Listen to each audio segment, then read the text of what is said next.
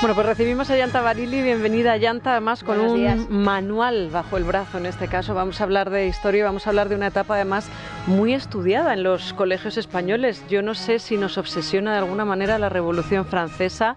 Ahora nos lo va a contar Juan Eslava Galán, porque es un periodo de la historia al que siempre llegamos y que nos genera muchísimo interés, muchísima adicción. No sé si tiene que ver con que se trata de una monarquía depuesta o derrocada y nosotros, sin embargo, hemos conseguido conservarla, pero ahí será el autor el que decida. Juan, bienvenido, un gusto tenerte otra vez aquí en ocasión, pues eso, de la publicación hace muy poquitas semanas de la Revolución Francesa contada para escépticos. Está en la editorial Planeta. Es ya una serie, la tuya, porque es una nueva manera o una mirada nueva a los grandes hechos históricos que efectivamente estudiamos tanto en el colegio y siempre vuelven a aparecer en nuestra vida. Y en el caso de la Revolución Francesa realmente es el hecho que supuestamente cambia toda nuestra manera de entender la política, la sociedad, la economía,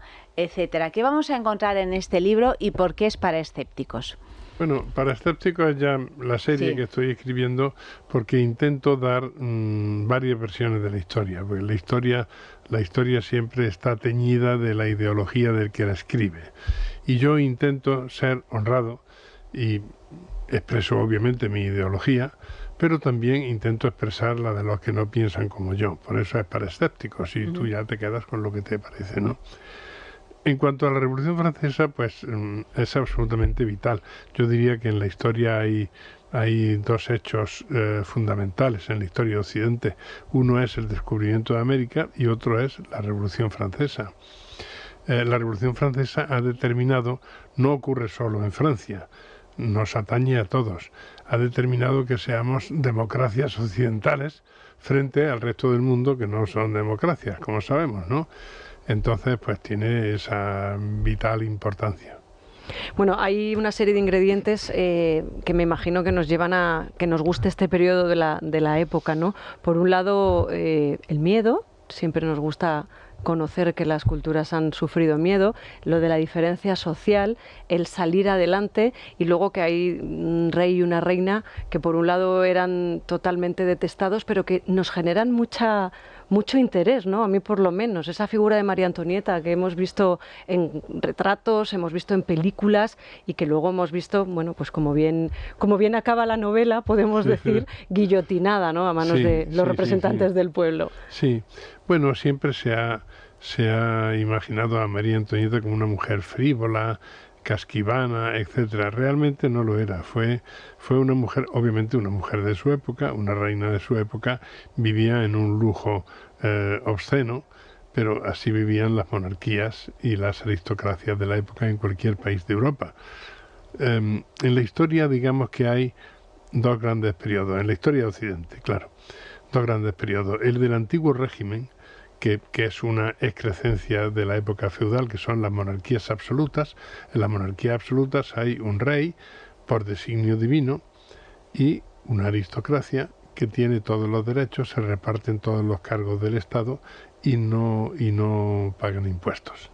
Y luego está el pueblo aperreado, que es el que paga impuestos para sostener el lujo de los que están arriba.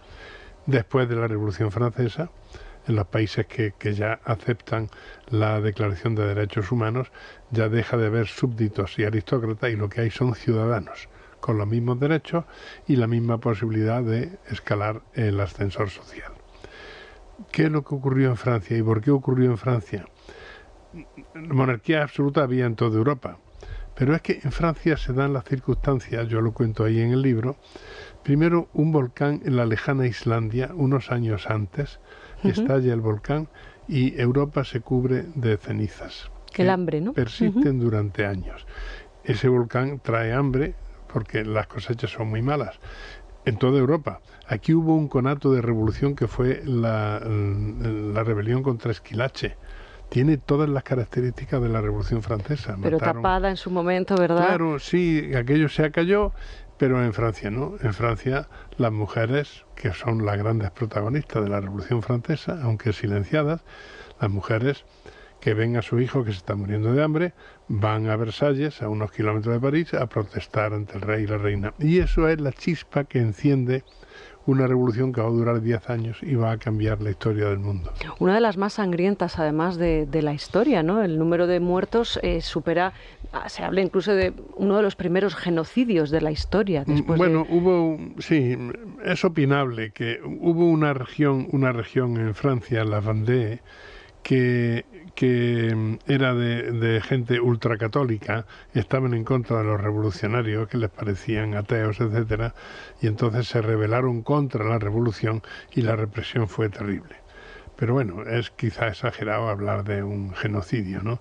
Es cierto que hubo muchísimo. La guillotina, que es el gran símbolo de la Revolución Francesa, algunas revolucionarias llevaban incluso guillotinitas en los pendientes, en los pendientes, es decir, que sí. Bueno, es que la descripción que hace Juan Eslava Galán de cómo funciona la guillotina, me imagino que, Juan, has tenido que, no sé si manejar alguna, pero sí tenerla muy de cerca, lo he tenido muy porque de cerca. Además es un corte absolutamente limpio y es una muerte muy certera. En el caso del rey, al rey le corta hasta la melena, ¿no? Directamente, ¿no? Cuando él dice, córteme el pelo, dice, no, ya se lo corta, no se preocupe, se lo corta Sansón, el justiciero, ¿no? La guillotina era infalible. Pero ¿por qué usan tanto la guillotina en un periodo dentro de la revolución que se llama el terror? Porque los países que rodeaban Francia, que eran todos monarquías absolutas, estaban en contra de la revolución y temían que se extendiera a sus países. Por lo tanto, se ponen de acuerdo, hacen coaliciones para invadir Francia. Sobre todo la coalición del norte, París está muy cerca de la frontera y los revolucionarios se veían en peligro y veían en peligro la revolución. Entonces se dedican a cepillarse a todo el que puede estar en contra, porque si el enemigo llega hasta París, pues van a ser los delatores y los que los van a señalar. Así es que empiezan a cortar cabezas de aristócratas, de clero que no está de acuerdo con la revolución y en general la gente que no está de acuerdo con la revolución y quizás se excedieron un baño de sangre, ¿no?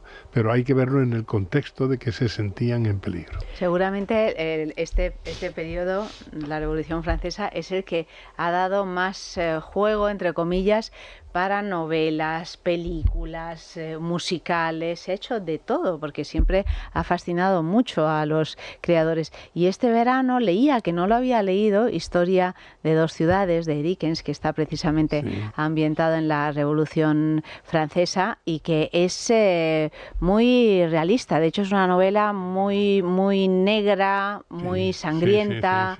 Bueno, pues entre esas dos ciudades, Londres y París como el infierno, y Londres como el paraíso al que hay que alcanzar. Está muy cerca de los hechos. Y luego Dickens tiene la gran virtud, que es un gran escritor sin duda alguna, de que sabe enseñar y escribir y diseñar lo que está pasando aunque no lo haya vivido y te hace que lo vivas, ¿no? Es que yo nunca he leído algo tan vívido como ese libro en relación a la Revolución Francesa. Sí, entonces, es impresionante. Pero sí, efectivamente, la Revolución Francesa es un tema muy literario. Tenemos que darnos cuenta de que aquello fue una revolución social. De pronto gente que no había sido nada, de pronto ascienden a revolucionarios y tienen poder en plaza.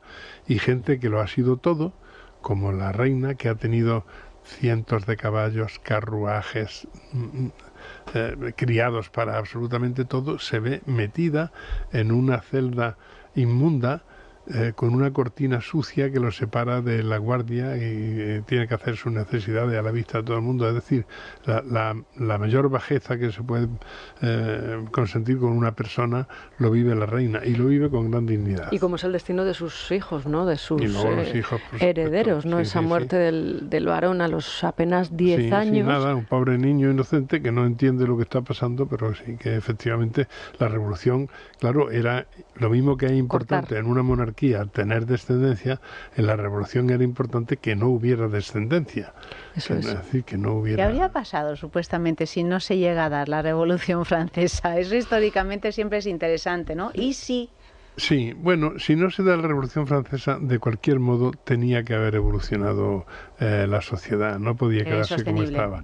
A lo largo del siglo XVIII está la Ilustración, que es un movimiento burgués, típicamente burgués, pero de intelectuales que dicen, aplican la razón. Y la razón va contra que una persona por nacimiento tenga acceso a todos los puestos y no tenga que pagar impuestos y vivir estupendamente, mientras que otros por nacimiento solamente pueden ser pecheros y pueden estar pagando una impuestos. asignación divina, claro, también. Una asignación divina. Claro, desde la Revolución Francesa, el soberano es el pueblo. El pueblo cede su soberanía. Bueno, hay las monarquías europeas, entre otras la española, pues tienen una constitución a la que se somete el soberano. Pero antes, en las monarquías absolutas, el soberano lo era por designación divina. Por lo tanto, no tenía que someterse a ningún tipo de ley ni a nada. De todas formas, es, como digo, una etapa absolutamente apasionante, pero hay un momento, Juan, en el que dejas claro que el pueblo es manejado por esa burguesía, ¿no? Se dejan, no voy a decir explotar, pero sí que son utilizados para llegar a los fines que pretenden los burgueses, claro, una vez más, ¿no? Sí. Esa es la similitud, quizá, que ves con la revolución rusa que más llama la atención, con una revolución que se iba a producir muchos años más tarde. Hay algunas similitudes y importantes diferencias. El pueblo pone la sangre, en cualquier caso, claro. Pone la sangre, pero el beneficio se lo lleva la burguesía, claro. Entre otras cosas porque el pueblo es absolutamente ignorante y lo único que saben es que tienen hambre, etcétera. Pero hay un personaje en mi libro que al final dice, bueno, después de todo esto estamos como estábamos. Es decir, el pueblo no ha adelantado nada. Por eso hubo otras revoluciones.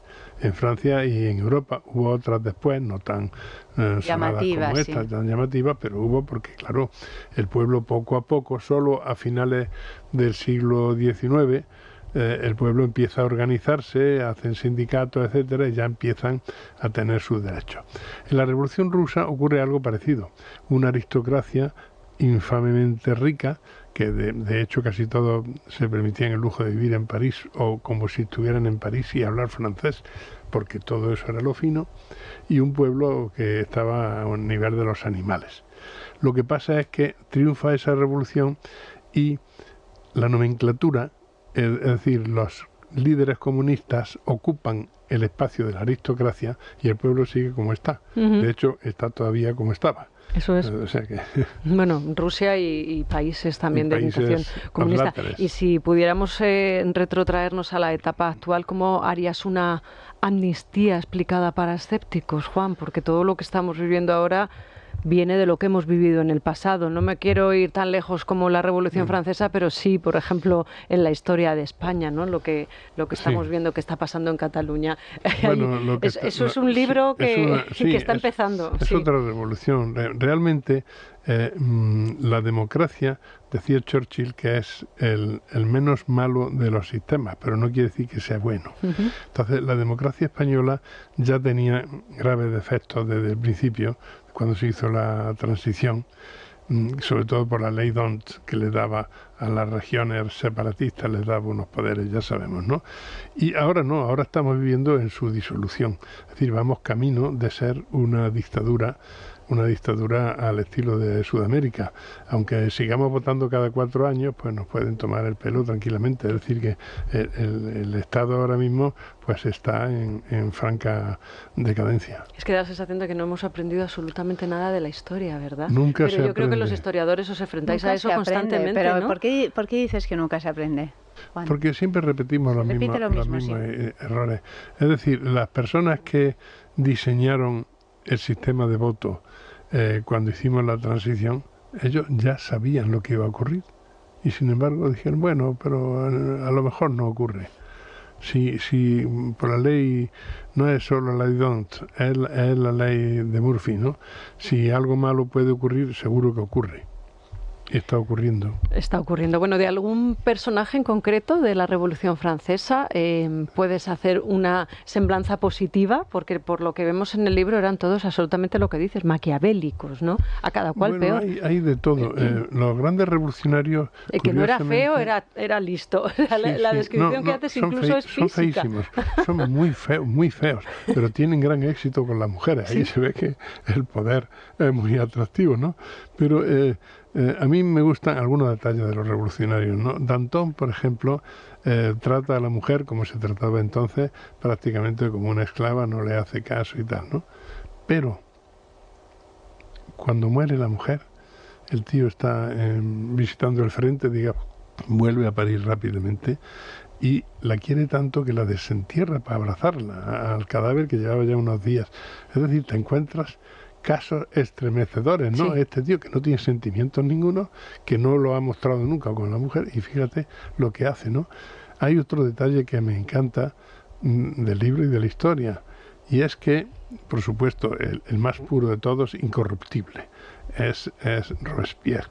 Robespierre, que es el terror, ¿no? El que manda a gente a la guillotina. Y, por supuesto, es tan incorruptible y tan puro que ha dejado al lado toda palabra que parezca que tiene que ver con la monarquía o con el sistema anterior. No se puede decir monsieur, no se puede decir señor. Eso de señor no, somos todos citoyens, somos ciudadanos.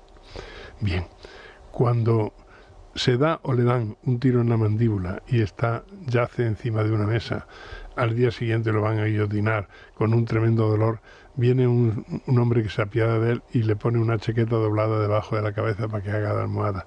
Y entonces él, que casi no puede hablar, le dice, merci, monsieur. Y de pronto le sale El Messier. el Messier, que es propio del sistema anterior, la educación es propia del sistema anterior y le sale, ¿no?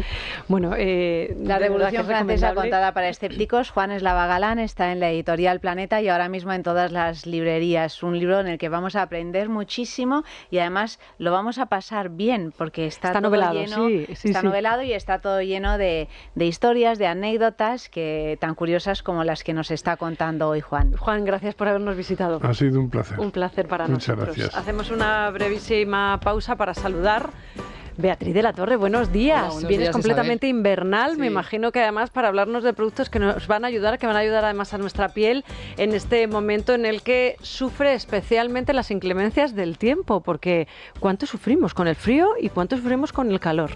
Tanto con el frío como con el calor hay que tratarse mucho la piel y sobre todo ahora venimos a traeros, voy a hablar hoy del Serum de Mundo Natural de Mediterraneus, que es un producto fantástico porque muy importante, aparte de tratarte la epidermis, también tratarte desde dentro hacia adentro, la dermis, y es un producto que la característica que tiene todos los serums es que llegan hasta la dermis y tiene un elevado concentrado en principios activos y os voy a comentar un poquito sobre ¿Cuáles todo. son? Eso es. Sí, tenemos más de un 95% de componentes naturales, pues tendríamos desde el extracto de Magnolia officinalis, que sería antiinflamatorio, la bergamota, que es cicatrizante, el aceite de sándalo, que sería antioxidante y disminuye los radicales libres, el ácido fítico, que hemos hablado en otras ocasiones, que lo que hace es homogeneizar el tono de la piel, y luego también tenemos un complejo, que es el complejo Easy Lions, que lo que hace es un polímero hidrolizado con goma de acacia recolectada en África, que produce un efecto tensor, porque es una especie de red que la absorbe la piel, se seca, y desde los 5 minutos hasta 8 horas tenemos un efecto tensor en nuestra piel. Bueno, lo bueno del serum es que lo aplicas, se absorbe rapidísimamente, que no mancha y que por eso yo lo recomiendo siempre a los señores, ¿no? Que son bastante más vagos a la hora de pringues y potingues. Es una textura efectivamente muy fluida, que se absorbe muy rápido y es muy agradable, y desde pieles mixtas a caballeros y como base, pues eso, siempre aplicar el serum y luego es complementario con nuestra crema de tratamiento. Y después vendría la crema solar, el fotoprotector solar. El serum vale para día y para noche, es decir, es un tratamiento seca, le aplicamos un suave masaje porque penetra muy rápido y luego nuestra crema de tratamiento y perfecto, ya sería un tratamiento completo. Luego, y barrera contra el frío, como decía yo antes, porque es muy importante hidratar mucho la piel y sobre todo cuidarla en esta época en la que los cambios, las oscilaciones térmicas, entras en el coche, hace calor, entras en una casa con calefacción central, hace calor, sales a la calle y tienes frío. Bueno, pues especialmente recomendado ese serum de Mediterráneo. ¿Hay página web? Refréscamela. www.mediterraneus.com. Perfecto, bueno, pues ya lo han escuchado ustedes. Nosotros nos despedimos, pero solo por un rato, porque a las 6 en punto volverá a estar con todos ustedes. Federico Jiménez Los Santos. Mañana es fiesta en Madrid, pero esto no cierra. Ya saben que aquí 24 horas abiertos.